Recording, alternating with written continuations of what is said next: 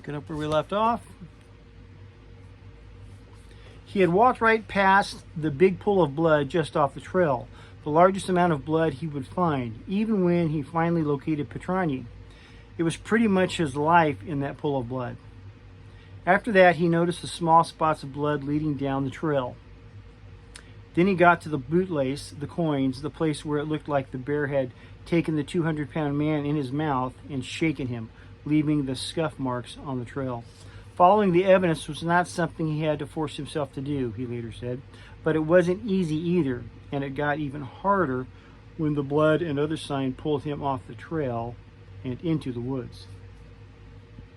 I was spooked out of my mind, but I had every reason to believe I was alone in that situation, and that this guy's life was on the line. It was a weird thing, but all my senses were heightened to the nth degree. I was hearing 4 times better than I normally do, and I was seeing and smelling 4 times better than I normally do. So I just sat on the logical track and tried to do all things as logically as I could. I mean, I took my time. It wasn't like I had to force myself. It was like what had to be done. But I didn't just go whistling in there either. I mean, I was scared. I looked, I observed everything, I heard everything. I continuously rotated in 360 degrees to make sure I wasn't missing something.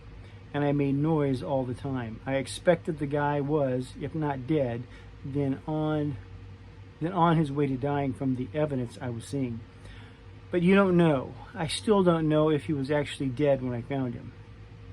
Wild could find no pulse, no breath. The blood around the man's wounds was turning dark when he left to get the coat. Moving the 750 feet, rangers would later measure the distance between the backpack and where the bear first left Petrani's body. It took about 15 minutes the first time, Wild said, because he was moving so carefully. But he made the round trip from Petrani to the pack and back in about 5 minutes, goaded by the faint hope of trying to keep somebody alive.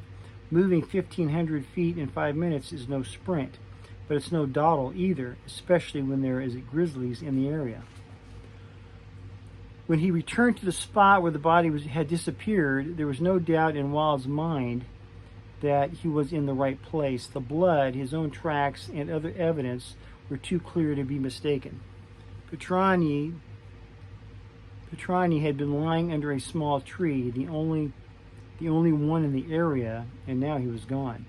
That meant the chances of him still clutching to life were even smaller, and Wild knew what he had to do: back off, warn other people, and wait for help.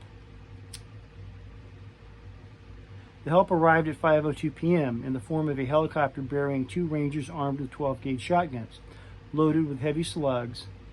A pair of hikers had found Wild's note on the loop trail. They were probably the source of the scream he had heard earlier, and hustled back to the trailhead to call rangers. The lead man in the helicopter was Charlie Logan, a glacier veteran with long experience in managing grizzly bears. But the rangers weren't the first ones on the scene. As Wild awaited at the chalet, scanning the hillsides and trying to control his tension, a group of 4 hikers arrived. They had walked in on the Highline Trail, ignoring the warnings from the people Wild had sent that way with another note. They came in like, "Hey, let's go see that bear that killed that guy." When they got in there, I was irate, Wild recalls. I lectured them like I probably shouldn't have.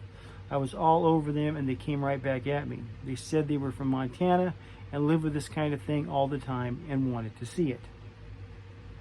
The rangers were almost as disgusted with the people as Wild was. The hikers no longer were having much fun either. They got to thinking about the bear they had seen on the hike. They had got to thinking about the bear they had seen on the hike to the chalet, and one of them asked for a ride out on the helicopter. They were in the air within moments. It took about 30 minutes for Logan to interview Wild and organize gear.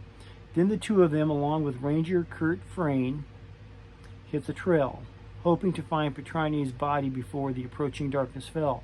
Stopping to inspect and photograph evidence along the way, it took them 24 minutes to reach the body. Wild had found Petrani's body 175 feet from the trail. The bear had moved it another 500 feet by the time the 3 men found it the second time. If Wild hadn't been there, it would have taken the rangers a lot longer to find it. After seeing what he had seen, it was remarkable that he offered to go back, Logan says. It took a lot of courage. Logan's reports describe the brief trip as challenging tracking while watching our flanks. The bear carrying Petrani's body changed course a couple of times.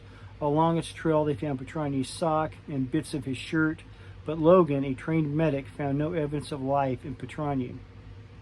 The body was cold, the eyes glazed, the injuries massive.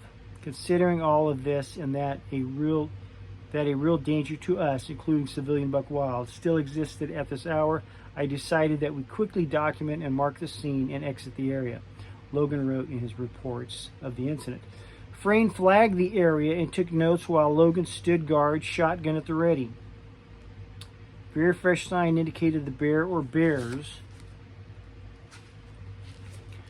were probably still close at hand. At this point, nobody knew for sure how many or what kind of bears were involved, but dirt had been shoved on the body, indicating the bear had claimed it as its own and was protecting it from scavengers. The men then backtracked, continuing to photograph and document evidence, moving back to Petrani's backpack, which they checked for food. They looked for identification, and they wanted to know if Petrani's lunch had lured the bear, but there was no food in the pack. That's when the bears charged. Frayne was searching the backpack in quotes, when I heard heavy, rapid pounding of feet on the trail section below us, followed by repeated wolfing sounds, Logan wrote in his report. I could not see what was running up the trail at us, but guessed it was a bear, so began yelling, "Back bear!" Within a moment, a grizzly appeared at the bend of the trail below us and stopped. I caught a glimpse of a smaller bear just behind, but did not take my eyes off the larger bear, now squarely in the sights of my shotgun. The adult bear bounced back and forth on its front paws several times, a sign of stress and agitation, looked back at its offspring and woofed a few times. It was 50 feet away, later measurements would show, and Logan said later that if the bear had taken one more step, he would have pulled the trigger. He did not believe the bear had run upon the men by surprise, he says. It was charging. The charge looked like a pretty deliberate deal on the bear's part, Logan says. But there were three of us there, and we were yelling at her. I think she sized us up and decided we were too much. Then the bears took off, but the men could still hear them, woofing and crashing in the nearby brush, tearing through the area where they had first attacked Petrani, moving around the men in a quarter circle. By then, it was getting dark fast. Logan later would call the incident one of the biggest scares of his life, but his report is written in the deadpan style of official documents. Wild remembers the charge a little more vividly. He says he doesn't believe that guns do much good in bear encounters, that attacks almost always happen too fast for most people to draw a weapon. But in this case, Logan and Frayne were ready and probably could have killed at least the sow had they chosen to. Who do you trust in a situation like this? The cameraman or the guy with a gun? We heard the bears before we saw them, Wild says. It was like a freight train coming up that loop trail, coming on full speed. Charlie is on the left and Frayne is on the right. I'm in the middle and we're standing right on the trail. And Charlie says, safety off. One up in the chamber, bead down, start yelling. So the men started yelling, stop bear, and the bears turned away. I don't know Charlie much outside the situation, says Wild, but the judgment he used right there to not shoot those bears, I thought was very commendable. Most people would have been throwing lead, trust me. I mean, those bears were close and coming fast, but he gave them more than a fair chance, and they did enough to avoid getting shot. Plus, he just previously killed a human being. Don't forget that one. Logan says he didn't shoot for a couple of reasons. First, the bear stopped when he started yelling at it. Second, he had no idea if these bears were the ones that killed Petrani. See, I was profiling. I certainly didn't want to kill the wrong bear, especially one with cubs. Good point.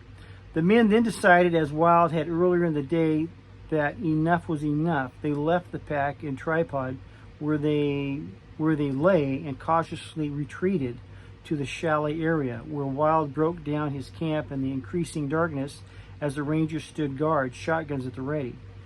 They took Wild to a nearby backcountry ranger station with them.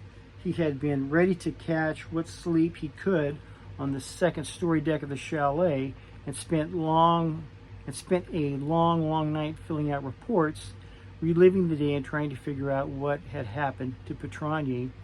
About 4 in the morning, they caught a couple hours of sleep.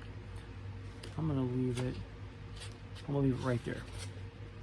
Love you, God bless.